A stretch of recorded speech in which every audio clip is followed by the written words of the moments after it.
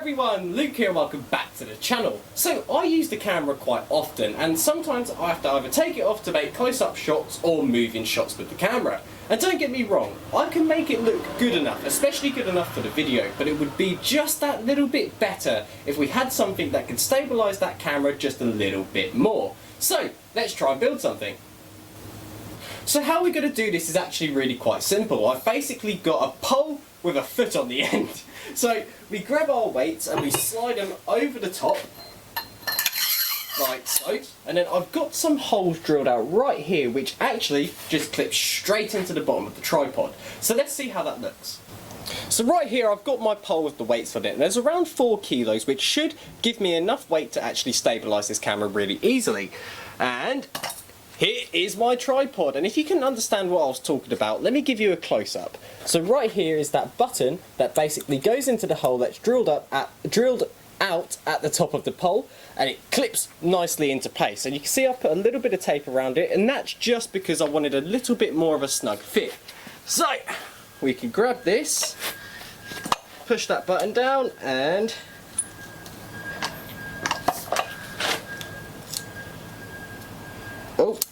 clip it into place. Before we talk about this a little bit more in depth, what I want to do is do a side-by-side comparison between me holding the camera with the tripod and giving it a little move around, and then adding the stabilizer and doing the exact same thing. And we should see a noticeable difference. So let's give it a go. So this is the first test with the actual tripod. So let's see how smooth we can get this.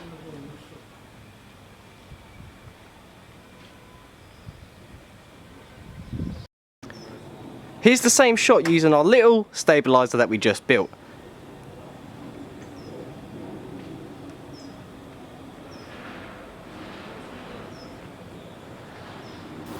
If you take a look at the side-by-side comparison, you can clearly see that the left-hand side was shakier. And that's because when I'm holding the tripod like this, I'm trying to get it into a nice stable position as well as move my body with it. But because the camera is quite heavy, it made the whole thing top heavy, which made it really hard to try and, counteract all that weight. But if you take a look at the right hand side, you can clearly see that it's way more stable, way more fluid, and it just looks a little bit better.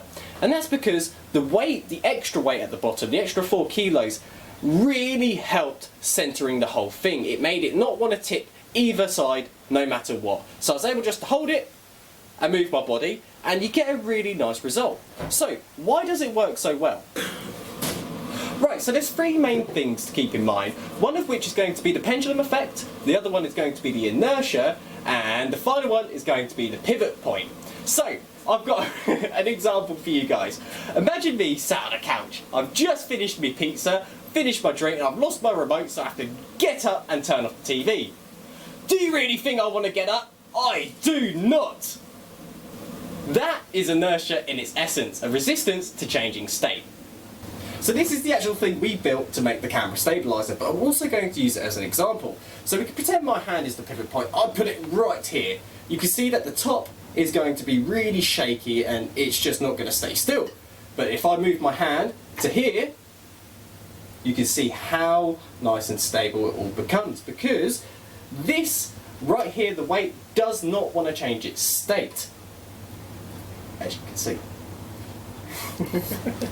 With that now summarised, that does bring me to the end of this video. I really hope you enjoyed it, and if you have any questions, don't hesitate to put them in the comments and I'll try my best to answer them all. Anyway guys, I hope you have a great day and I'll see you later.